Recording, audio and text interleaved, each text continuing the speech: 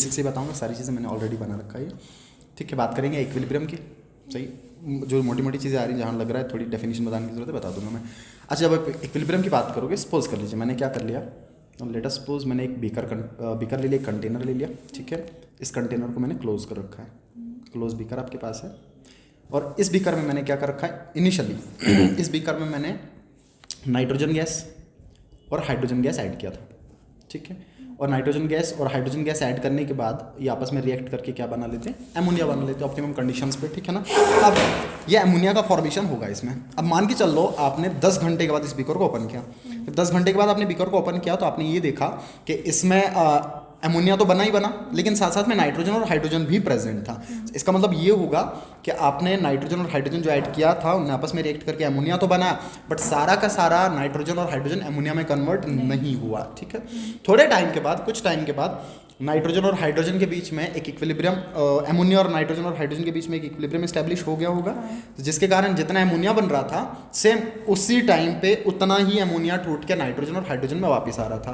तो एक टाइम के बाद ये प्रोसेस रुक जाता। ठीक है ना, मान के चल लो अगर मैं ग्राफिकली ऐसा बताना चाहूँ, सपोज कर लो मैंने ऐसा बना लिया। ठीक है, यहाँ पे मैंने क्या कर दिया, यहाँ पे मैंने कॉन्सेंट्रेशन रख दिया, यहाँ पे मान लीजिए मैंने रख लिया हाइड्रोजन का कॉन्सेंट्रेशन H2 का। ठीक है, अब टाइम के साथ H2 का कॉन्सेंट्रेशन क्या करने लग गया, ठीक है, डिक्रीज कर गया। ठीक है, यहाँ मान लो आपके N2 का कॉन्सेंट्रेशन, इससे थोड़ा कम लेके चलता हूँ मैं, तो नाइट्रोजन का कॉन्सेंट्रेशन भी टाइम के साथ क्या करने लग गया, डिक्रीज करने लग गया। ठीक है, और सिमिलरली जो आपके अमोनिया का कॉन्सेंट्रेशन था, जो NH3 था, मैं जीरो स्टार्ट करूँ, इनिशियली तो था नहीं कुछ भी। ठीक है ना, तो इनिशियली कुछ भी नहीं था, लेकिन थोड़े टाइम के बाद इसी अमोनिया का कॉन्सेंट्रेशन बढ़ना स्टार्ट हो गया। ठीक है ना, अब एक पॉइंट ऐसा आया जिस पॉइंट के बाद एक ऐसा पॉइंट, जिस पॉइंट के बाद एक ऐसा टाइम, जिस टाइम के बाद इन तीनों का कॉन्सेंट्रेशन उसके बाद चेंज नहीं करेगा। जिसका जितना है उतना ही रहेगा, जिसका जितना है उतना ही रहेगा, बट रिएक्शन रुकेगा नहीं। जितना अमाउंट नाइट्रोजन और हाइड्रोजन का इक्विलिब्रियम पे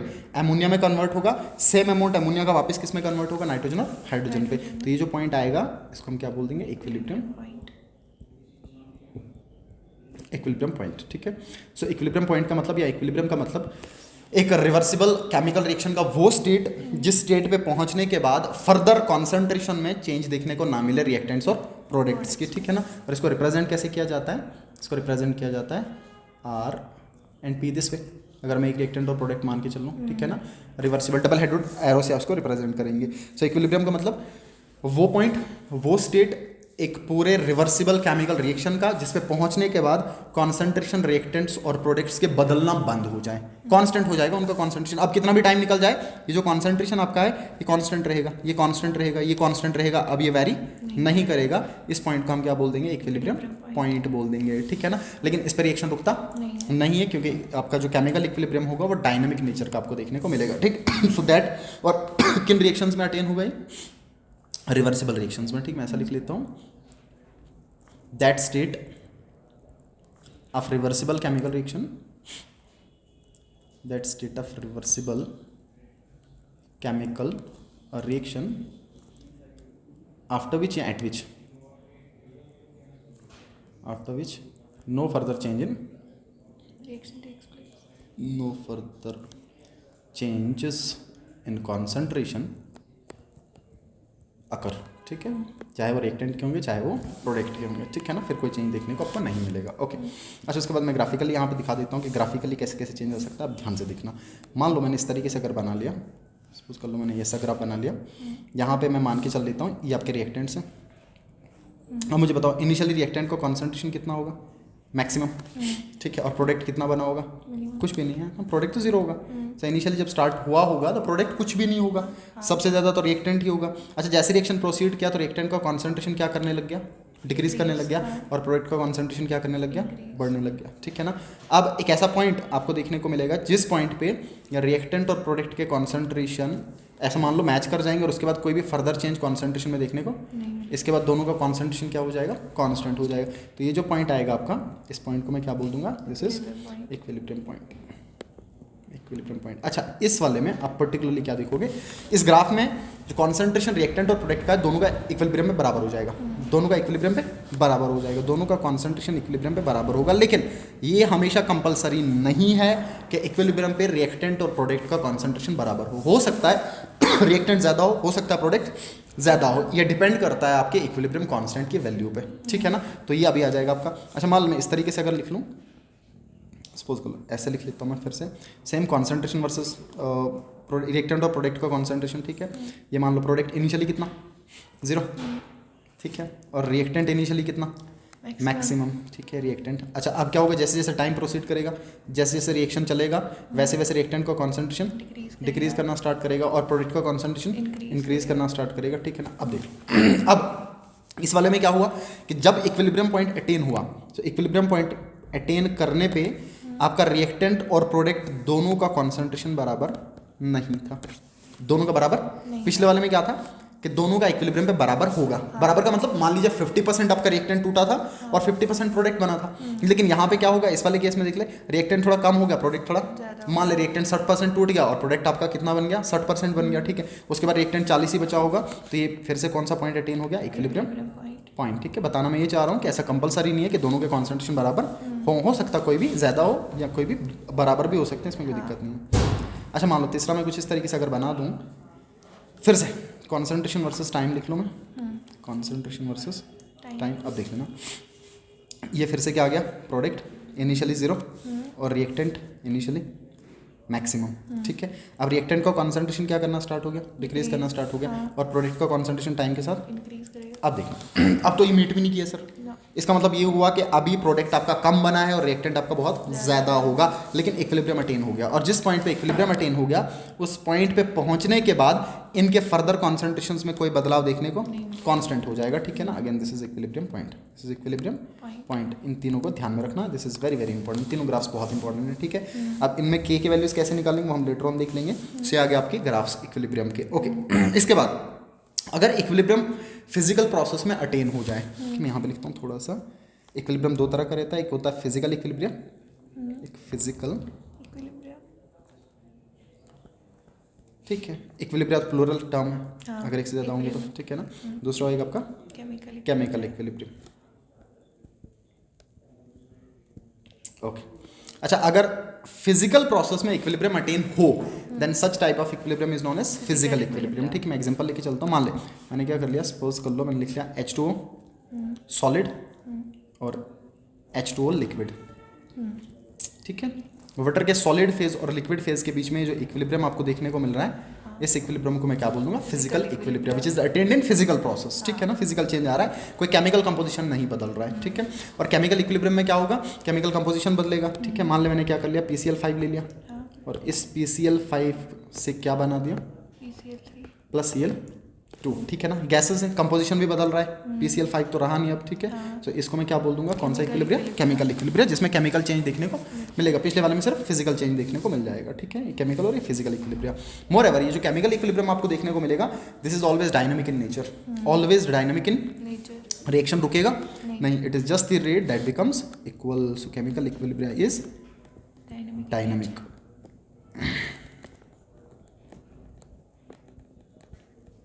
डायनामिक नहीं, ठीक है। अच्छा इसके बाद नेक्स्ट है लॉ ऑफ केमिकल इक्विलिब्रियम, ठीक है ना। ये इंपॉर्टेंट है, वैसे तेरे को रिलेशन ही पता करना, बट स्टिल मैं डेरिवेशन दिखा देता हूँ, वीडियो बन जाएगी बोसवाल जीके बोसवाल के लिए भी, ठीक है। अच्छा लॉ ऑफ केमिकल इक्विलिब्रियम अगर आपको पढ़ना है तो उससे पहले मान लीजिए मैं कंसिडर कर लेता हूँ, कंसिडर अ जनरल इक्वेशन। अगर मैं एक जनरल इक्वेशन कंसिडर करके चल लूँ, let's say AA plus BB it gives CC plus DD, okay, where the small a, small b, small c and small d are stoichiometric coefficients, molar concentrations, and this a, b, c and d capital वाले जो आपके पास हैं ये आपके पास actual composition है, ठीक है ना, जो भी आपके पास गिवन स्पीशीज रिएक्टेंट्स और प्रोडक्ट्स में रहेंगे। अच्छा ये जो मैंने जनरल रिएक्शन कंसिडर किया, इस जनरल रिएक्शन में इक्विलिब्रियम, इसका मैं नीचे डेफिनेशन लिख लेता हूँ फिर ये क्या बोलेगा। इस जनरल रिएक्शन में अगर मैं law of mass action apply करूँ, लॉ ऑफ मास एक्शन के अकॉर्डिंग लिख लेता हूँ, according to law of mass action, according to law of mass action, the concentration of reactants,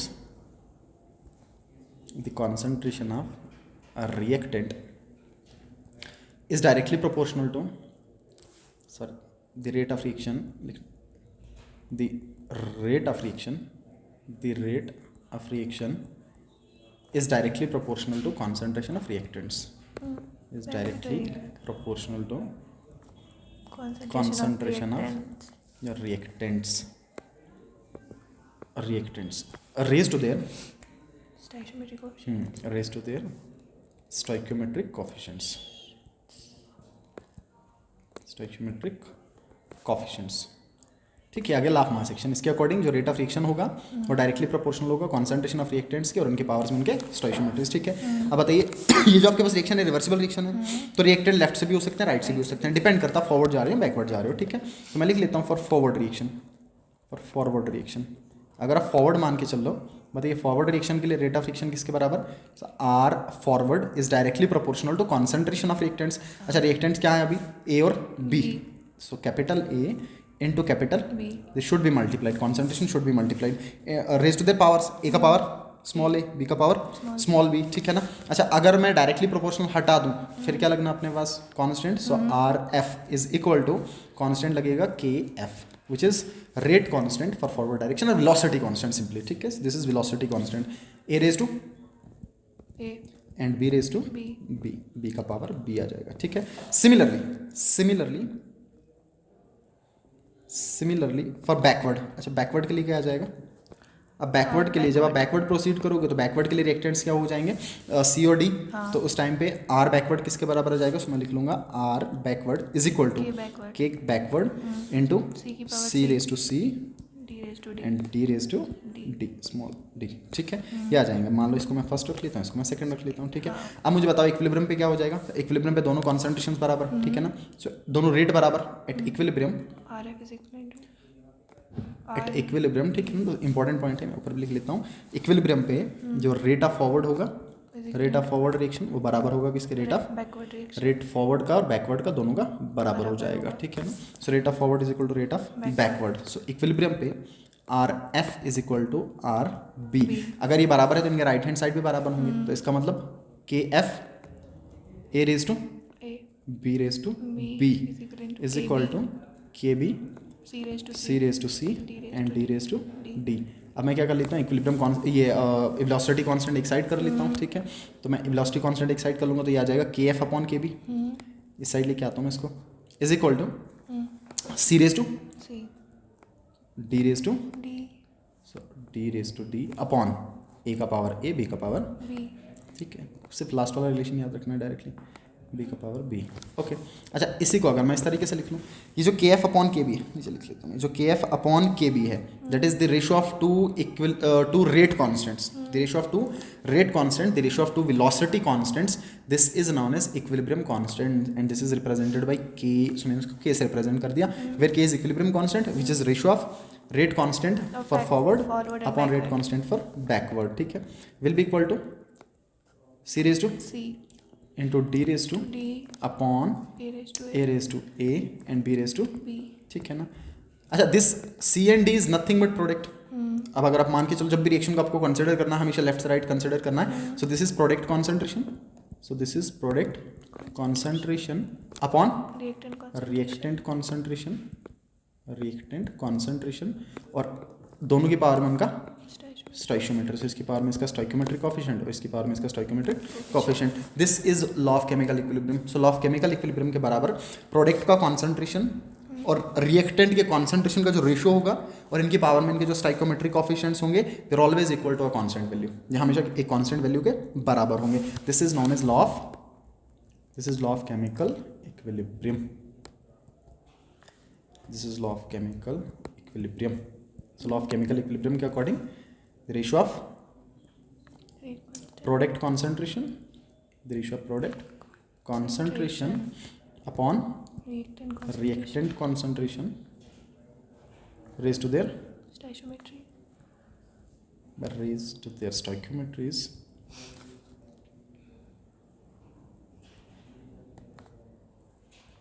is always equal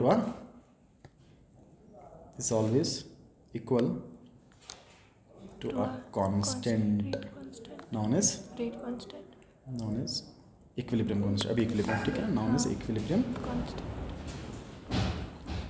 constant। so इसको हम equilibrium constant बोल देंगे। ठीक है ना, ये आ जाएगा laugh chemical equilibria, law of chemical equilibria, ठीक है जी। अच्छा, अब ये जो आपने इक्वेशन लिखा ये था इन terms of concentration, in terms of ये कॉन्सेंट्रेशन के टर्म्स में मैंने लिखा, ठीक है। इसको थोड़ा साइड कर लेता हूँ।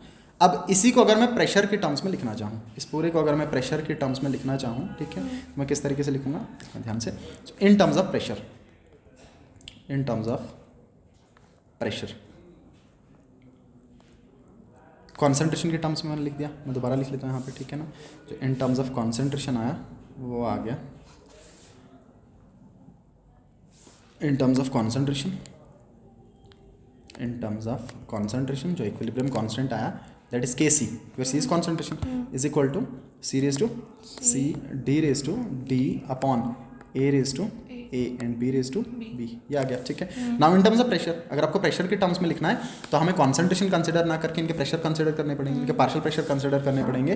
तो प्रेशर के टर्म्स में क्या हो जाएगा आपके पास, Kp, Kc की जगह क्या हो जाएगा, is equal to pressure of C raise to C, pressure of D raise to D upon pressure of A raise to A and pressure of B raise to B, ठीक है, इसके बराबर हो जाएगा। नाउ अब यहाँ से आप निकालोगे, अगर इन प्रेशर्स के टर्म्स में देखते हो, आपको पता है आइडियल गैस इक्वेशन से PV is equal to nRT, ठीक है। मैं इस तरीके से लिख लेता हूँ, from ideal gas equation, from ideal gas equation PV is equal to nRT, ठीक है। अच्छा, PV nRT के बराबर, अब मुझे बताइए P किसके बराबर, n अपॉन V RT, सही है, और n अपॉन V किसके बराबर, कॉन्सेंट्रेशन के बराबर, that is simply equal to CRT। अच्छा, अगर PA होगा तो वो बराबर हो जाएगा ART, PB BRT, PC CRT, PD DRT, ठीक है। तो मैं इस वैल्यूज़ को यहाँ पे पुट कर लूँगा, तो इक्वेशन नंबर, इसको मैं मान लीजिए थर्ड रख लेता हूँ, इक्वेशन थर्ड बिकम्स, मैं प्रेशर की जगह पे वैल्यूज़ पुट कर दूंगा, तो इक्वेशन थर्ड क्या बन जाएगा, ये आ जाएगा आपका Kp is equal to PC की जगह पे क्या लिखूंगा, CRT, इसका पावर C, इसकी जगह पे DRT का पावर D अपॉन ART का पावर A एंड यहाँ पे BRT का पावर B, ठीक है। अब ये पावर में C D सबके ऊपर है, तो मैं C D A और B को अलग निकाल लेता हूँ। जब मैं इनको अलग कर दूंगा तो इक्वेशन कुछ इस तरीके से बनेगा, Kp is equal to C का पावर C अपॉन A का पावर A इंटू D का पावर अपॉन B का पावर B, ठीक है, मल्टीप्लाई बाई, अभी अगली वाली चीज़ें भी मैंने कॉमन निकाल दी। बेसिकली मैंने ऊपर वाले से RT कॉमन निकाला, निचले वाले से भी कॉमन निकाल दिया, तो ऊपर बचेगा RT का पावर C प्लस D, सही है ना, बेस सेम होगा, पावर ऐड कर देता हूँ सिंपली, C प्लस D और डिवाइड में बचेगा RT का पावर A प्लस B, ठीक है। अब ये किसके बराबर था, ये जो आपके पास था this C raise to C, D raise to D, A raise to A, B raise to B, ये हमने ऊपर ही देखा था, Kc के बराबर आया था, किसके बराबर, Kc के बराबर, ठीक है। तो पुट कर दूंगा मैं सिंपली, तो ये बराबर हो जाएगा Kp is equal to Kc। अच्छा, ये जो RT का पावर C प्लस D है, अब इस निचले वाले RT को ऊपर लेके आऊँ तो A प्लस B आपका रेसिप्रोकल होकर नेगेटिव में हो जाएगा, तो ये बराबर हो जाएगा RT का power C plus D into RT का power minus A plus B। फिर मैं दोनों का RT कॉमन निकालूंगा, तो मैं सिंपली लिख लूंगा RT का पावर कॉमन निकाल दिया तो पावर ऐड हो जाएंगी, पावर कितना आ जाएगा C प्लस D, और निचले वाला जो ऊपर लेके आया था वो माइनस में हो जाएगा, माइनस A प्लस B, ठीक है। Now this C plus D minus A plus B is basically change in number of moles, change in number of gaseous moles, ठीक है, final product moles minus reactant mole, and this is equal to del Ng, so Kp is equal to Kc and RT raised to del Ng, where del Ng is change in gaseous moles, that is final product mole minus reactant mole, ठीक है ना, ध्यान में रखना। तो del Ng किसके बराबर हो जाएगा, del Ng is change in moles, that is product moles n of product minus summation of n of reactants, इसके बराबर हो जाएंगे, ठीक है ना। This is the relation between Kp and Kc, that is Kp is equal to Kc RT raised to del Ng. Kp is equilibrium constant in terms of pressure, Kc is equilibrium constant in terms of concentration, R is universal gas constant, जिसका value यहाँ पे जो आपको लेना है हमेशा, that is R is equal to 0.0821 litre ATM kelvin inverse mole inverse, हमेशा ये वाला वैल्यू कंसिडर। सो ये आ जाएगा Kp और Kc का रिलेशन, ठीक है, R का वैल्यू ये यूज़ करना हमेशा, ठीक है ना। अच्छा, उसके बाद मैंने कुछ सिंपल से सवाल नीचे लिख रखे हैं कि आपको Kc और Kc का रिलेशन लिखना है, Kp और Kc का रिलेशन लिखना है इन इक्वेशंस के लिए, ठीक है, ध्यान में रख लेना। That is N2 gas plus 3 times H2 gas gives 2 times NH3, पहले वाले के लिए लिख लेता हूँ मैं सोल्यूशन में, पहले वाले के लिए। अच्छा, Kp और Kc का रिलेशन लिखना, तो we know that Kp is equal to Kc RT raise to del Ng, RT raise to, the only thing that we need to find out is del Ng, आपको numerical value नहीं निकालना, बस relation लिखना है। अच्छा, पहले वाले का डेल एन जी किसके बराबर आ जाएगा? Product gaseous moles minus reactant gas. ये भी गैस है, ये भी गैस है, ये भी गैस है। तो कितने गैस के मोल? 2 प्रोडक्ट में, माइनस रिएक्टेड 3 और 4, so 2 - 4 is equal to minus. So simply this becomes equal to Kp is equal to Kc and RT का पावर -2। ठीक है, रिलेशन हो जाएगा। या चाहो तो इसको नीचे लेके जाओ, माइनस वाले को, तो ऐसा हो जाएगा Kp is equal to Kc upon RT का पावर 2, RT का पावर नीचे लेके गया ना, तो अब 2 पे आ जाएगा। ठीक है, ये बन गया रिलेशन। अच्छा, दूसरे वाले में, सेकंड वाले में सेम Kp और Kc का रिलेशन निकालना है। फिर से तीनों गैसेस दे रखे हैं। हाँ, अगर कहीं लिक्विड और सॉलिड मिल रहा है तो इग्नोर कर लेंगे। ठीक है ना, तो अब कितना बन जाएगा? तो Kp is equal to Kc RT raise to del N G. ठीक है, सिमिलरली डेल एन जी कितना हो जाएगा यहाँ पे? डेल एन जी सेकेंड वाले केस में हो जाएगा 2 मोल प्रोडक्ट के और रिएक्टेंट का 1 mole, so 2 - 1 is equal to 1। So simply equal to Kp is equal to Kc and RT का पावर 1। सो RT का पावर 1 RT के बराबर। ठीक है ना, सिंपली इतना हो जाएगा। ठीक है, अच्छा, इसी चीज़ से 3 और रिलेशन में बना सकता हूँ, ध्यान में रखना। इसी सोल्यूशन को ध्यान में रखते हुए अगर मैं ऐसा लिखूँ कि कब Kp Kc से छोटा होगा, कब ज़्यादा होगा और कब बराबर होगा। ठीक है, देख लेना ध्यान से इसको भी। मान लो कभी कभार ऐसा भी पूछता है Kp अपॉन Kc का रेशो, Kp अपॉन Kc, तो Kp Kc था ना, Kc को इस साइड लाके डिवाइड में भी रख सकते हैं हम। ठीक है, अगर मैं ऐसा लिखूँ, अगर डेल एन जी, पहला केस मुझे बताओ, अगर डेल एन जी 0 हो जाए, डेल एन जी अगर डेल एन जी 0 हो जाए तो इसका मतलब, अगर डेल एन जी हो गया 0 तो इसका मतलब ये जो पावर में था ये पावर में हो जाएगा 0। ठीक है ना, केस 1 में अगर del N G is equal to 0 हो गया तो इसका मतलब Kp किसके बराबर हो जाएगा? Simply Kp is equal to Kc। बहुत अच्छे, Kp इज इक्वल टू, तो उस टाइम पे जो Kc का वैल्यू होगा वही Kp का वैल्यू होगा। ठीक है, सेकंड केस, अगर आपका डेल एन जी 0 से ज़्यादा, अगर डेल एन जी पॉजिटिव आ जाए, ठीक है ना, इसका मतलब ये होगा कि RT मल्टीप्लाई करना पड़ेगा। इसका मतलब Kc को किसी वैल्यू से मल्टीप्लाई करना पड़ रहा है, तब जाके वो Kp के बराबर आ रहा है। तो इसका सिंपल सा मतलब है आपका Kp ज़्यादा होगा। ठीक है, तो अभी simply Kp is greater than Kc। ठीक है, तीसरा केस क्या बनेगा? अगर del N G less than 0 होगा, नेगेटिव में होगा। ठीक है ना, अभी नेगेटिव में कब होता है? जब आपके रिएक्टेंट कम हो और रिएक्टेंट ज़्यादा और प्रोडक्ट कम हो जाए। ठीक है, तो उस टाइम पे आपका Kp कम होगा और Kc ज़्यादा हो जाएगा। ठीक है, क्योंकि ये चीज़ डिवाइड में आ जाएगी फिर। ठीक है, तीनों रिलेशन ध्यान में रख लेना यहाँ से। ठीक है, तीनों चीज़ यहाँ से ध्यान में रखना। अच्छा, एक और चीज़ यहाँ पे छोटी सी मैं लिख लेता हूँ, इसके यूनिट्स। अगर आपको Kc के यूनिट्स देखना है, ठीक है, सो यूनिट्स ऑफ Kc। अच्छा, जो Kc के यूनिट होंगे, Kc के यूनिट डिपेंड करते हैं आपके डेल एन जी पे। किस पे डिपेंड करते हैं? डेल एन जी पे डिपेंड करते हैं। ठीक है, अच्छा, Kc किसके बराबर था? Product concentration upon reactant concentration. ठीक है ना, सो सिंपली आपके जो यूनिट्स हो जाएंगे वो हो जाएगा कॉन्सेंट्रेशन का power del N G, concentration का पावर डेल एन जी। अच्छा, कॉन्सेंट्रेशन किसके बराबर? मोल पर लीटर, है ना, मोल पर लीटर का power del N G. So ये डेल एन जी यूनिट्स को डिसाइड करेगा। ठीक है ना, so del N G decides units, ये डिसाइड करता है यूनिट्स को, जैसे ऑर्डर ऑफ रिएक्शन में होता है ना डिफरेंट, सिमिलरली वैसा ही है। ठीक है, हाँ, अगर डेल एन जी 0 हो जाए, अगर इन केस आपका डेल एन जी 0 हो जाए तो उस टाइम पे आपका Kc के कोई यूनिट नहीं आएंगे, यूनिटलेस होगा। कैसा होगा? उस टाइम पे यूनिटलेस होगा। ठीक है, सिमिलरली Kp के लिए लिखना है तो क्या करेंगे? कॉन्सेंट्रेशन ना लिख के प्रेशर लिखेंगे, और प्रेशर का यूनिट एटीएम होता है, तो फिर आएगा एटीएम का power del N G, ATM का power del N G simply. ठीक है, अच्छा, नीचे मैंने लिख रखा है व्हाट इज केमिकल इक्विलिब्रियम, ये मैंने डेफिनेशन ऊपर भी लिख दिया। ठीक है, give any 3 characteristics of chemical equilibrium. अच्छा, 3 कैरेक्टरिस्टिक्स इक्विलिब्रियम के, इक्विलिब्रियम का डेफिनेशन मैंने ऊपर ही लिख रखा था। 3 कैरेक्टरिस्टिक्स कोई से 3-4 आपको याद होने चाहिए। तो पहला मैं लिख लेता हूँ, equilibrium, chemical equilibrium is always dynamic in nature. ठीक है, कैसा होगा? Always dynamic in nature. इसका मतलब कि इक्विलिब्रियम पर रिएक्शन स्टॉप नहीं होगा, बस रेट बराबर हो जाएंगे। ठीक है, डायनामिक नेचर का होगा। सेकंड, इक्विलिब्रियम दोनों एंड से अटेन हो सकता है। अगर आपने कोई रिएक्शन ले रखा है, रिवर्सिबल रिएक्शन, तो लेफ्ट से राइट भी अटेन हो सकता है और राइट से, मान के चल लो आपने जो अमोनिया बनाया था ऊपर, अगर वही केस में ऐसा कर लेता कि अमोनिया ले लेता, नाइट्रोजन और हाइड्रोजन ना लेता, तो तब भी बीकर खोलने के बाद आपको नाइट्रोजन हाइड्रोजन मिलता। तो ये बताना मुश्किल था कि पहले नाइट्रोजन हाइड्रोजन डाला था या पहले अमोनिया डाला था और उससे नाइट्रोजन हाइड्रोजन बना था। ठीक है, तो ये दोनों एंड से अटेन हो सकता है। सो equilibrium is attain from both the ends, from both the ends, from both the ends, मतलब लेफ्ट से राइट भी और राइट से लेफ्ट भी। ठीक है, तीसरी चीज, जो आपका इक्विलिब्रियम होगा, केमिकल इक्विलिब्रियम जो होगा आपका, एक केमिकल इक्विलिब्रियम एक पर्टिकुलर टेम्परेचर पे एक पर्टिकुलर वैल्यू रखता है। हाँ, टेम्परेचर बदलने से वैरी कर जाएगा। ठीक है ना, so it varies with temperature, vary with even not even temperature, बाकी सब चीज़ें, it vary with temperature, even pressure, pressure से भी। ठीक है ना, इवन वॉल्यूम से भी चेंज कर जाएगा, कॉन्सेंट्रेशन एटसेट्रा। ये इनसे वेरी कर जाता है, ठीक है।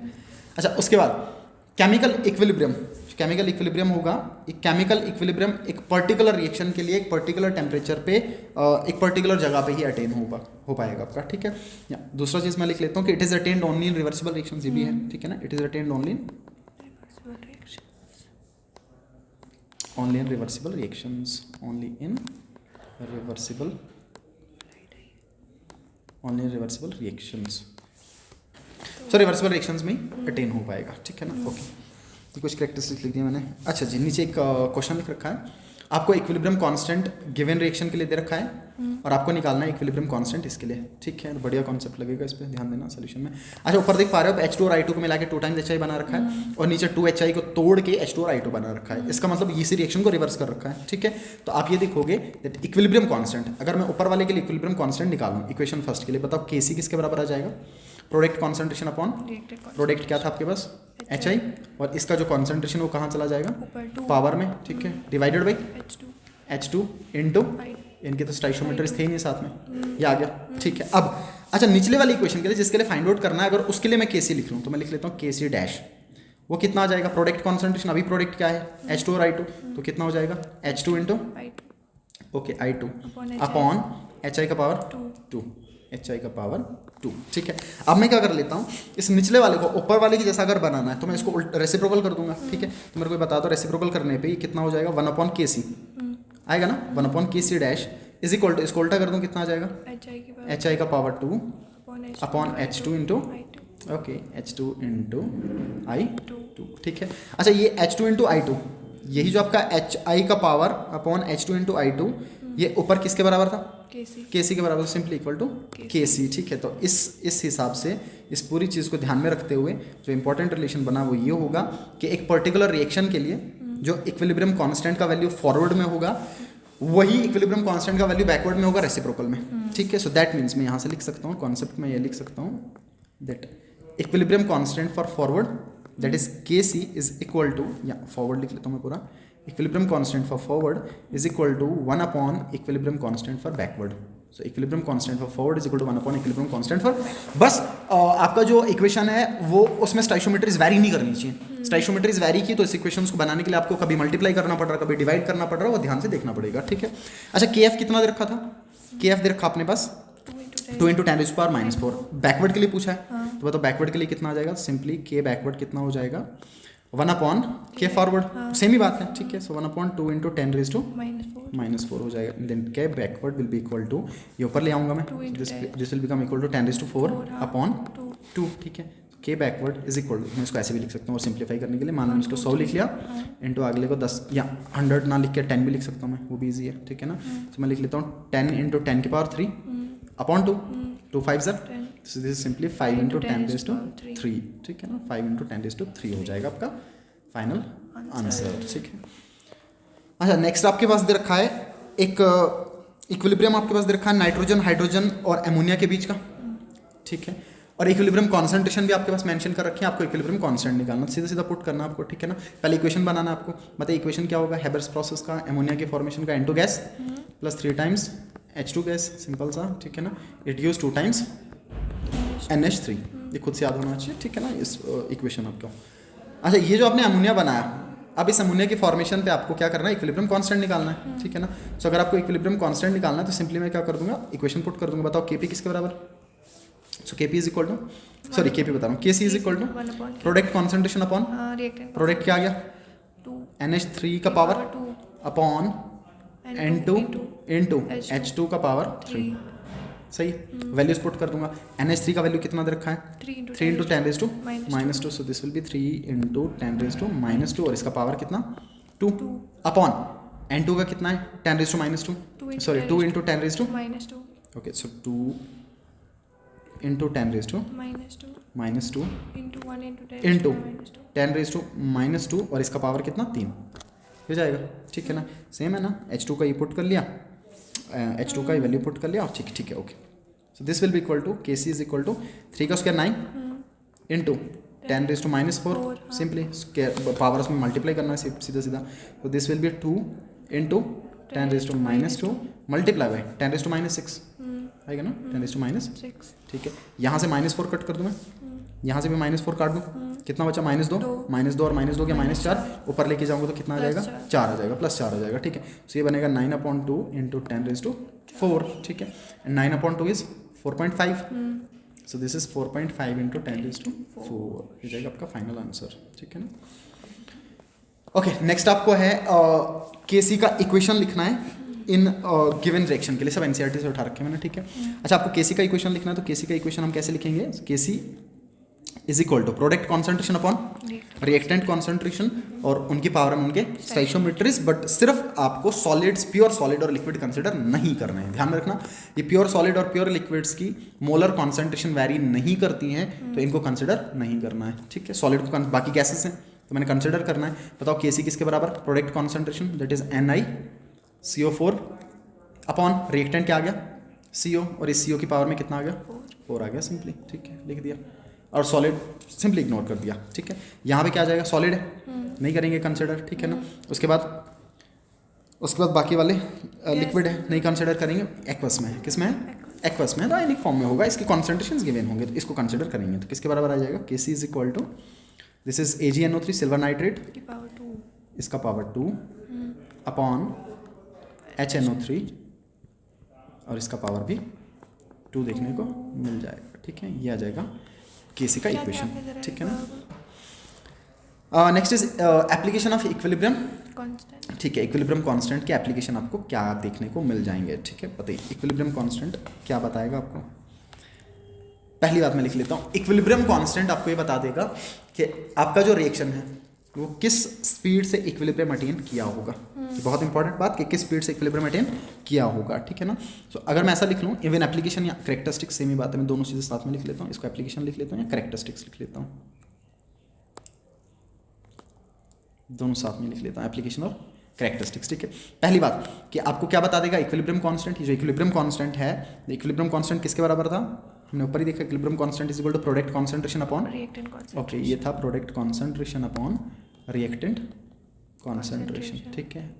अब ये डिपेंड करेगा, आपका इक्विलिब्रियम कांस्टेंट सिर्फ डिपेंड करता है ये प्रोडक्ट कॉन्सेंट्रेशन और रिएक्टेंट कॉन्सेंट्रेशन जो इक्विलिब्रियम पे होंगे, किस पे, इनिशियल कॉन्सेंट्रेशन पे डिपेंड नहीं करता। ये बहुत इंपॉर्टेंट बात, बहुत इंपॉर्टेंट कैरेक्टरिस्टिक्स इक्विलिब्रियम कांस्टेंट का, कि it does not depend on, it does not depend on, depends upon, किस पे डिपेंड नहीं करेगा, इनिशियल कॉन्सेंट्रेशन ऑफ रिएक्टेंट्स, इस पे डिपेंड नहीं करता, initial concentration of reactants, very important point, ठीक है ना। अदरवाइज पढ़ने में क्या लगता है, बच्चा पढ़ता है तो उसको ऐसा लगता है कि प्रोडक्ट कॉन्सेंट्रेशन अपॉन रिएक्टेंट, हाँ तो डिपेंड तो कर रहा है ना।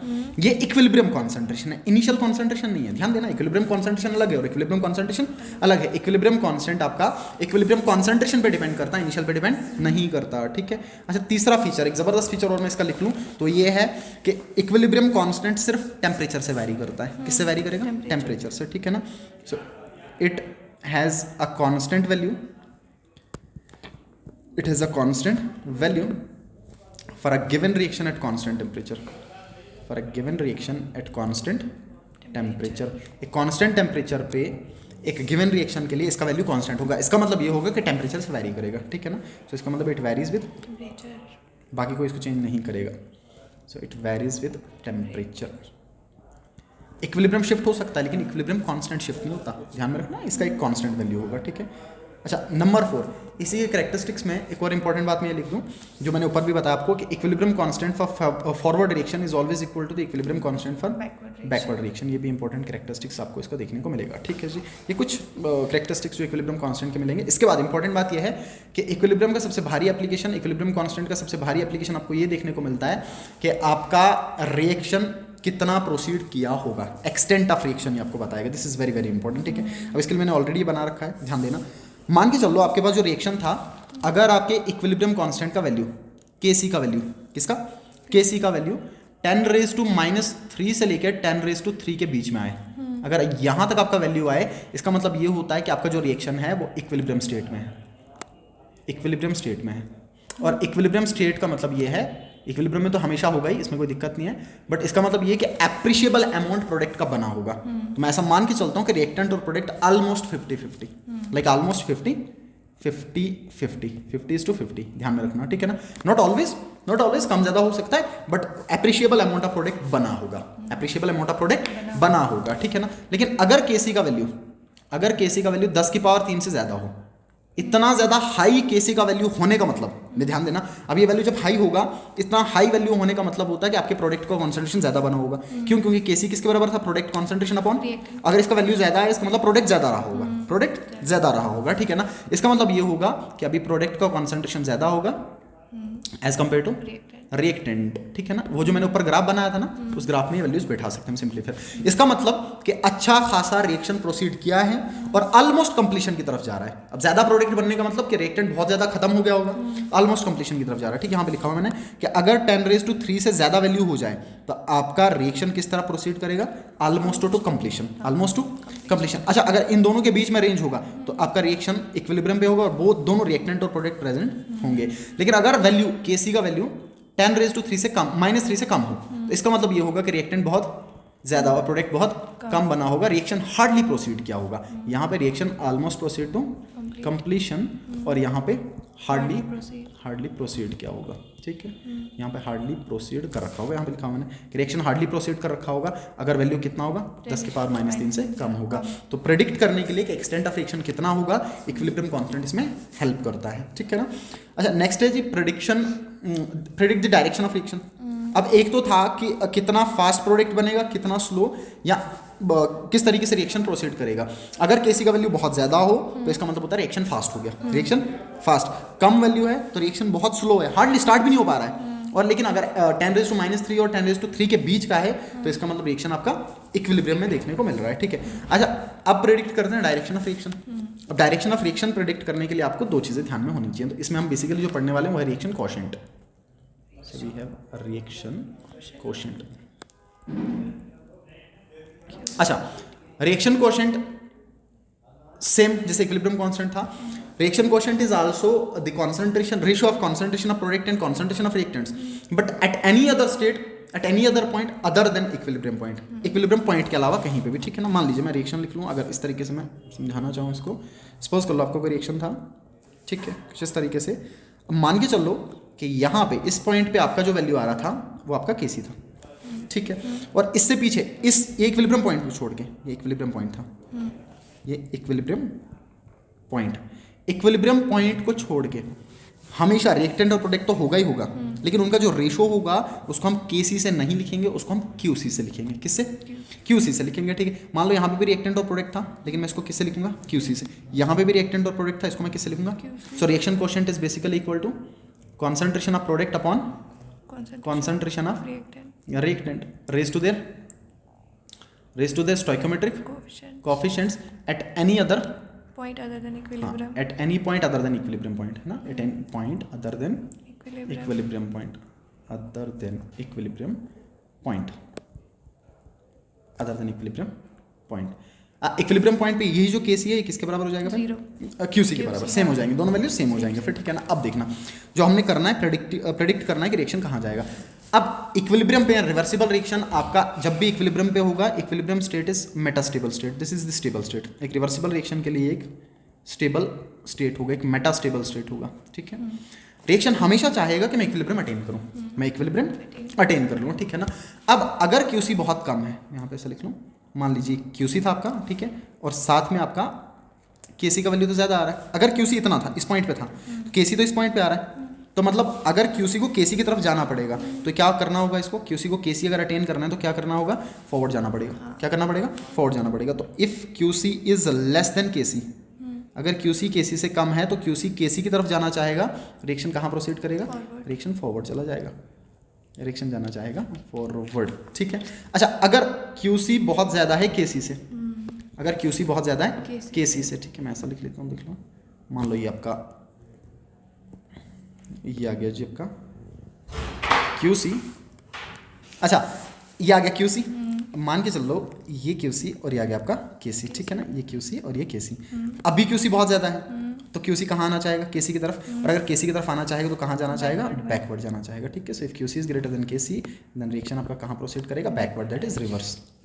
रिवर्स। और अगर दोनों बराबर हैं तो रिएक्शन किस में होगा? Equilibrium। इक्विलिब्रियम में देखने को मिल जाएगा, ठीक है। सो रिएक्शन कोएफिशिएंट आपका बताता है extent of reaction. So reaction coefficient is basically concentration of product upon concentration of reactants raise to the stoichiometric coefficients at any point other than equilibrium point, ठीक है ना। अच्छा, इसी पे बेस मैंने एक एनसीईआरटी का क्वेश्चन यहाँ से उठा रखा है और क्वेश्चन आपके पास है, आपको दे रखा है जी केसी का वैल्यू और कुछ कॉन्सेंट्रेशन सवाल में मेंशन है। बस आपको ये बताना है कि रिएक्शन फॉरवर्ड जाएगा या बैकवर्ड जाएगा। एक बार नीट में भी आ रखा है, ठीक है। इस तरीके से देखिए, ये रिएक्शन आ गया, ठीक है, ये आ गया केसी का वैल्यू। अब उसके बाद कंपोजिशन दे रखा है, तीनों का वैल्यू बराबर दे रखा है, ठीक है। आपको बताना है किस डायरेक्शन में रिएक्शन प्रोसीड करेगा। अब केसी अगर दिया है तो अपने को क्यूसी फाइंड आउट करना है। क्यूसी किसके बराबर? प्रोडक्ट कॉन्सेंट्रेशन अपॉन प्रोडक्ट क्या था आपके पास? बी इंटू अपॉन ए और इसका पावर 2, ठीक है। अब कॉन्सेंट्रेशन सबके बराबर है तो ऑब्वियस है ना, भी अब करो तब भी ये आंसर आएगा आपका 1 के बराबर। -4 इंटू फिर से 3 इंटू 10⁻⁻4 अपॉन 3 इंटू 10⁻⁻4 का पावर 2। हाँ, वो सिंपली हो जाएगा उतना, ठीक है। तो स्क्वायर का मतलब 2 बार था, ये 2 बार, तो ये भी 2 बार कट गया। इस किसके बराबर आ गया? सिंपली 1 के बराबर, ठीक है। अच्छा, क्यूसी आ गया 1।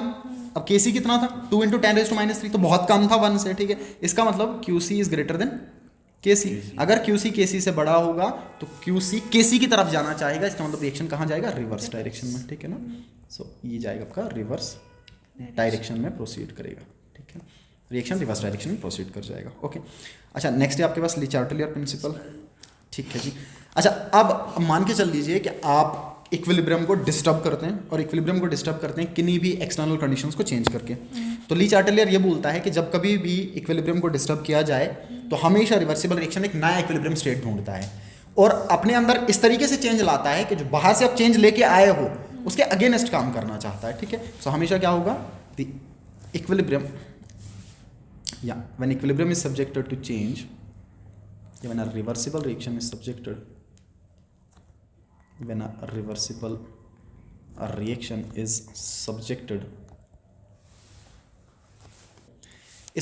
to change in external condition, change in external conditions like temperature, pressure, volume, etc., concentration, etc., then equilibrium shifts, equilibrium shift करेगा, ठीक है ना। इक्विलिब्रियम डिस्टर्ब हो जाएगा, शिफ्ट करेगा, नया स्टेट ढूंढना चाहेगा in such a way so as to compensate that external change. उस एक्सटर्नल चेंज के अगेंस्ट काम करेगा, दैट एक्सटर्नल उसके अगेंस्ट इक्विलिब्रियम काम करना चाहेगा, ठीक है। अब इसका सिंपल उदाहरण क्या समझ सकते हैं हम? पहली चीज़ मान लीजिए इफेक्ट ऑफ कॉन्सेंट्रेशन, ठीक है ना, कॉन्सेंट्रेशन का इफेक्ट, ठीक है। अच्छा, अब कॉन्सेंट्रेशन का इफेक्ट अगर आपको स्टडी करना है, मान लो इस तरीके से अगर इसको लिख लूँ, सपोज कर लो ऐसे बना लेता हूँ, ठीक है। अच्छा, मान के चलो आपने एक रिएक्शन कंसिडर किया, मैंने ले लिया PCl5, it gives PCl3 + Cl2, ठीक है। अच्छा, इसमें रिएक्टेंट क्या है? PCl5 और प्रोडक्ट क्या बन रहा है? PCl3 और Cl2, ठीक है। दो हम लेफ्ट से राइट लेके चल रहे हैं जब तक, ठीक है। अब मान के चलो आपने क्या कर लिया, आपने PCl5 का कॉन्सेंट्रेशन बढ़ा दिया। अगर आपने PCl5 का कॉन्सेंट्रेशन बढ़ाया और इक्विलिब्रियम डिस्टर्ब कर लिया, इसका मतलब ये होगा कि आपके रिएक्शन में जो रिएक्शन आपका पहले इक्विलिब्रियम पे था वो चेंज हो जाएगा। अब जैसे इक्विलिब्रियम चेंज करेगा तो इस हिसाब से चेंज करेगा कि जो कॉन्सेंट्रेशन आपने बढ़ाया है ये उस कॉन्सेंट्रेशन को कम करना चाहेगा, ठीक है। मान लो इनिशियली जो PCl5 आपका था, मैं यहाँ पे लिख लेता हूँ, मान लो PCl5 का कॉन्सेंट्रेशन था, ठीक है। यहाँ पे PCl3 और यहाँ पे PCl2, ठीक है। अब PCl5 का कॉन्सेंट्रेशन आपका घट रहा था, स्टार्टिंग में तो घट ही रहा था, ठीक है। और इन दोनों प्रोडक्ट्स का क्या कर रहा था? इसका भी बढ़ रहा था और इसका भी बढ़ रहा था, ठीक है। अब इक्विलिब्रियम था, यहाँ पे इक्विलिब्रियम पॉइंट था, आपने इक्विलिब्रियम को डिस्टर्ब कर लिया। अब इक्विलिब्रियम को डिस्टर्ब कैसे किया मैंने PCl5 की कॉन्सेंट्रेशन को मान लीजिए बढ़ा दिया, ठीक है। अब जब मैंने PCl5 की कॉन्सेंट्रेशन को बढ़ा दिया, जो PCl5 आपका था, ये PCl5, ये PCl3 और ये Cl2, जब मैंने PCl5 की कॉन्सेंट्रेशन को बढ़ा दिया, मान लो मैंने कॉन्सेंट्रेशन को इतना बढ़ा दिया, ठीक है। जैसे मैंने PCl5 की कॉन्सेंट्रेशन को बढ़ाया तो आप ये देखोगे कि इक्विलिब्रियम डिस्टर्ब हुआ। ये इक्विलिब्रियम स्टेट था, यहाँ पे कौन सा स्टेट है? बीच वाला नॉन इक्विलिब्रियम स्टेट, क्योंकि आपने इक्विलिब्रियम को डिस्टर्ब किया था, ठीक है। अब थोड़ी देर के बाद ये अपने आप को दोबारा एडजस्ट करना चाहेगा, एक नया इक्विलिब्रियम अटेन करना चाहेगा, बट रिएक्शन में जो चीज़ आपने की उसके अगेंस्ट काम होगा। आपने PCl5 की कॉन्सेंट्रेशन को बढ़ाया, तो रिएक्शन में होगा ये कि इस PCl5 की कॉन्सेंट्रेशन जो बढ़ाई गई, इसकी कॉन्सेंट्रेशन कम होना स्टार्ट हो जाएगी, ठीक है। थोड़ी देर के बाद आप क्या देखोगे, इसकी कॉन्सेंट्रेशन डिक्रीज हो जाएगी, ठीक है। और एक पर्टिकुलर उसके बाद कांस्टेंट हो जाएगा, उसके बाद कांस्टेंट हो जाएगा, ठीक है ना। ये PCl3 की कॉन्सेंट्रेशन तो बढ़ती जा रही थी, जैसे आपने इसकी कॉन्सेंट्रेशन को बढ़ाया, अब इसकी घटना स्टार्ट होगी और इन दोनों की बढ़ना स्टार्ट होगी, ठीक है ना। तो मैं यहाँ से नॉन इक्विलिब्रियम स्टेट से लेके अगर चलूँ, ऐसा लिख लेता हूँ, ठीक है। तो इनका कॉन्सेंट्रेशन क्या करना चाहेगा, बढ़ा, इंक्रीज करना स्टार्ट करेगा और ये भी इंक्रीज। और थोड़ी देर के बाद एक नया इक्विलिब्रियम अटेन होगा, जिसके बाद इन सब की कॉन्सेंट्रेशन फिर से क्या हो जाएगी, कांस्टेंट हो जाएगी, ठीक है। तो इसका मतलब ये हुआ कि अगर मैं कॉन्सेंट्रेशन ऑफ रिएक्टेंट बढ़ा दूँ, अगर मैं कॉन्सेंट्रेशन ऑफ रिएक्टेंट्स को बढ़ा दूँ, तो इक्विलिब्रिया कहाँ शिफ्ट करेगा, equilibria shifts towards decrease in concentration of reactant, ठीक है ना। Equilibria shifts towards decrease in concentration of reactant, घटाना चाहेगा। और इसका मतलब ये होगा, घटाना का मतलब ये होगा रिएक्शन प्रोडक्ट की तरफ जाना चाहेगा, ठीक है ना। फॉरवर्ड, कहाँ, फॉरवर्ड, ये सिंपल सा है, ठीक है ना। और अगर प्रोडक्ट की कॉन्सेंट्रेशन को बढ़ा दिया जाए तो फिर कहाँ जाएगा इक्विलिब्रियम, बैकवर्ड जाएगा, रिएक्टेंट की कॉन्सेंट्रेशन बढ़ेगी, ठीक है ना। इसका मतलब ये हुआ, अगर मैं इस तरीके से लिखना चाहूँ कि मान लीजिए मेरे को डिसोसिएशन ऑफ PCl5 करना है, डिसोसिएशन ऑफ PCl5, अगर डिसोसिएशन ऑफ PCl5 करना पड़ेगा, बढ़ाना है मेरे को, इसका डिसोसिएशन बढ़ाना है, तो क्या करूँगे, इसका डिसोसिएशन बढ़े, इसकी कॉन्सेंट्रेशन बढ़ा दो। जैसे इसकी कॉन्सेंट्रेशन बढ़ाएंगे तो इसकी कॉन्सेंट्रेशन बढ़ाने का मतलब ये होगा कि रिएक्शन आपका फॉरवर्ड जाना चाहेगा, इसका डिसोसिएशन बढ़ेगा। तो कैसे कर सकता हूँ मैं, इसका कॉन्सेंट्रेशन बढ़ा के, कॉन्सेंट्रेशन ऑफ PCl5 को इंक्रीज करके, ठीक है ना, फिर इसका डिसोसिएशन होना स्टार्ट हो जाएगा। सेकंड फैक्टर मैं लिख लेता हूँ जी, effect of temperature, effect of temperature.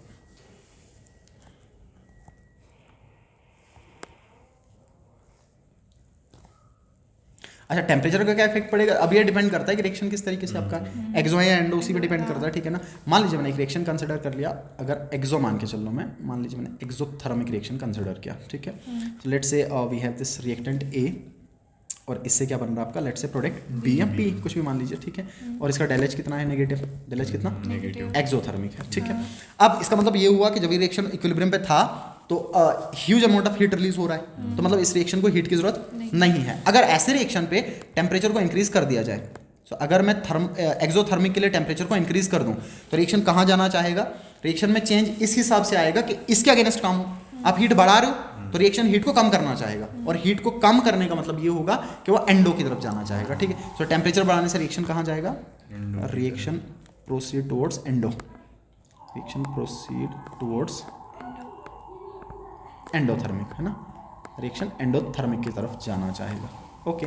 अच्छा, यहाँ से यहाँ ये क्या था, एक्सो था, तो इसका मतलब ये होगा कि यहाँ से यहाँ ये क्या होगा, बैकवर्ड एंडो होगा, सीधी बात है, ठीक है। एंडो के लिए टेम्परेचर क्या रखना पड़ेगा, हाई, और एक्सो के लिए टेम्परेचर क्या करना पड़ेगा, लो। तो इसका मतलब अगर मैं टेम्परेचर को घटाऊँ तो रिएक्शन कहाँ प्रोसीड करेगा, टुवर्ड्स एक्सोथर्मिक। डिपेंड करता है एक्सो क्या है और एंडो क्या है, डिपेंड करता है एक्सोथर्मिक कहाँ की तरफ है, एंडोथर्मिक कहाँ की तरफ है, ठीक है ना, ऐसा हो जाएगा। जैसे मान लो एग्जांपल लेके चलता हूँ मैं, मान लीजिए मैंने हैपर्स प्रोसेस लिख लिया,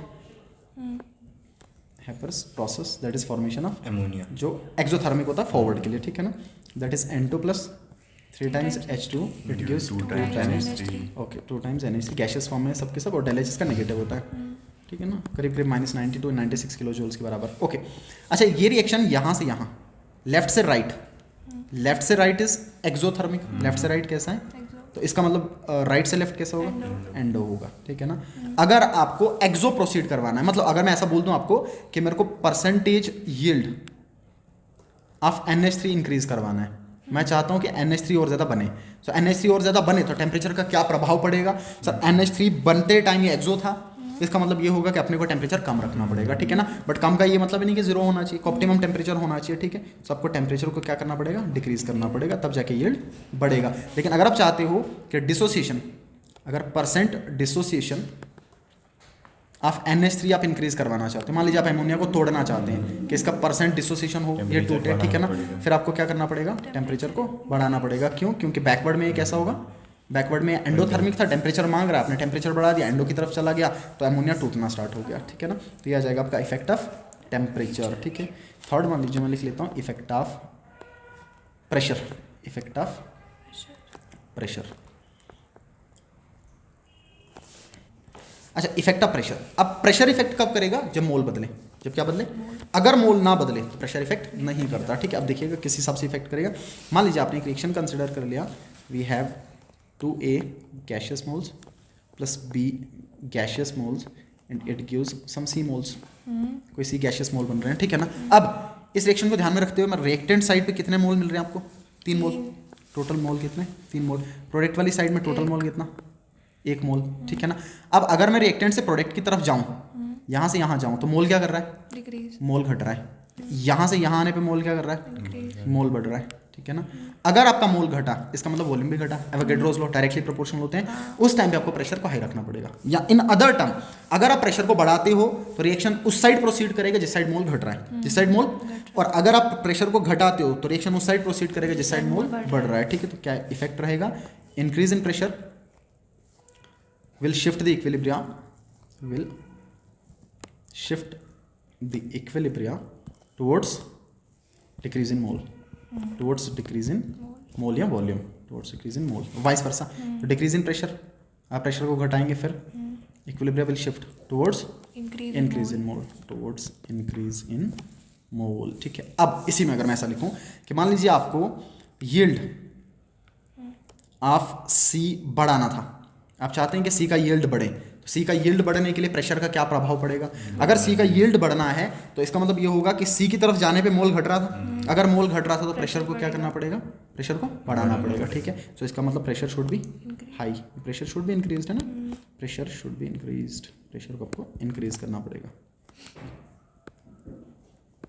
लेकिन अगर आपका डेल एन जी 0 हो जाए, डेल एन जी कितना हो जाए, इंपॉर्टेंट बात, if del N G is equal to 0, उस टाइम पे मोल नहीं बदल रहा, मोल नहीं बदल रहा तो नो इफेक्ट ऑफ प्रेशर को कोई भी प्रभाव नहीं पड़ता, no effect of pressure, pressure उस टाइम पे इफेक्ट नहीं करेगा, ठीक है जी। अच्छा, इसके बाद प्रेशर ऑफ इफेक्ट के बाद जो नेक्स्ट फैक्टर आपका आ जाता है वो है कैटलिस्ट, ठीक है ना। अब कैटलिस्ट किस तरह से इफेक्ट करेगा, मैं लिख लेता हूँ नंबर 4 कैटलिस्ट, ठीक है। नंबर 4 हो जाएगा कैटलिस्ट, ठीक है। अब कैटलिस्ट सिर्फ इतना काम करता है कि इक्विलिब्रियम को अटेन करने में हेल्प करता है, बट इक्विलिब्रियम को फास्ट अटेन करने में हेल्प करता है, लेकिन इक्विलिब्रियम कांस्टेंट को छेड़ता नहीं है, ठीक है ना, पोजीशन शिफ्ट नहीं करता है। It only helps to attain, it only helps to attain equilibrium faster, attain equilibrium faster and does not change its position, does not change its position, ठीक है ना। इसका पोजीशन बदलेगा नहीं, सिर्फ इक्विलिब्रियम को फास्ट अटेन करने में हेल्प कर जाता है, ठीक है ना, इंपॉर्टेंट पॉइंट। इक्विलिब्रियम को अटेन करने में हेल्प कर लेगा, बाकी इक्विलिब्रियम को चेंज करेगा नहीं, ठीक है। यह आ गया इफेक्ट ऑफ कैटलिस्ट, ठीक है ना। नंबर 5 हो जाता है आपका effect of inert gas, effect of addition of inert gas, important point है, effect of addition of inert gas. अच्छा, इनर्ट गैस का क्या इफेक्ट पड़ेगा, ये डिपेंड करता है कि कांस्टेंट वॉल्यूम पे ऐड किया जा रहा है या कांस्टेंट प्रेशर पे ऐड किया जा रहा है, ठीक है ना। मैं दोनों चीज़ें लिख लेता हूँ, ये बहुत इंपॉर्टेंट, ठीक है। अगर तो कांस्टेंट वॉल्यूम है, अगर तो कांस्टेंट सर तब तो चेंज नहीं होगा, ठीक है ना। तो मैं लिख लेता हूँ at constant volume, at constant volume. अगर वॉल्यूम कांस्टेंट है तो इसका मतलब प्रेशर का कोई प्रभाव नहीं पड़ता है, और इनर्ट गैस ऐड कर लो उस टाइम पे पार्शियल प्रेशर बदलते नहीं है, no effect, simple no effect, कोई भी इफेक्ट पड़ेगा। आप इनर्ट गैस ऐड करो, हीलियम ऐड कर लो, इनर्ट पता ना आपको, noble gases, helium, neon, argon add कर लीजिए, ठीक है ना। इनका कोई भी इफेक्ट नहीं पड़ेगा जब वॉल्यूम कांस्टेंट हो। दे रखा ऊपर सवाल में कि at constant volume edition of this, मैंने पहले भी टेस्ट में सवाल दे रखे हैं, ठीक है। लेकिन अगर प्रेशर कांस्टेंट हो, अगर प्रेशर कांस्टेंट हो, लेकिन सर प्रेशर ही तो कांस्टेंट है ना, वॉल्यूम कांस्टेंट नहीं है ना उस टाइम पे, तो उस टाइम पे आप वॉल्यूम देखेंगे, वॉल्यूम देखने का मतलब उस टाइम पे मोल देखेंगे, जिस साइड मोल चेंज हो, जिस साइड मोल बढ़ रहा है, जिस साइड मोल बढ़ रहा है उसी साइड डायरेक्शन शिफ्ट करेगा, जिस side, so equilibria will shift, equilibria will shift towards increase in moles, simply, है ना, equilibrium will shift towards increase in, जहां मोल बढ़ रहा है वहीं पे। एक और बात इसमें ध्यान रखना, पिछले वाले में इसमें इफेक्ट इसलिए नहीं बढ़ता क्योंकि पार्शियल प्रेशर वैरी नहीं करते हैं, partial pressures remain constant, partial pressure आपके इंडिविजुअल गैस के होते हैं वो कांस्टेंट रहेंगे, रिमेन कांस्टेंट, जिसकी वजह से आपका इक्विलिब्रियम शिफ्ट नहीं करता, ठीक है। अब ऊपर वाले केस में मान लीजिए मैं सिंपली इसको लिख लूँ, अगर ऐसा पहला लिख लूँ मैं 2A से B, ऐसा इनर्ट गैस ऐड कर रहा हूँ मैं हर एक में, ठीक है। फिर लिख लेता हूँ A से B, ठीक है, इक्विलिब्रियम पे है तो दोनों साइड एरो, और तीसरा लिख लेता हूँ मैं let's say A to 2B, A to 2B, ठीक है। अच्छा पहले वाले में अगर मैं आपको ये बोल दूं कि पहले वाले में मैंने क्या ऐड कर दिया, पहले वाले में ऐड कर दिया मैंने इनर्ट गैस, ठीक है। अब बताओ मोल किधर की तरफ बढ़ रहा है, बैकवर्ड। बी का एक ही मोल था, रिएक्टेंट के 2 मोल थे, तो इसका मतलब यहाँ पे कहाँ जाएगा, रिवर्स।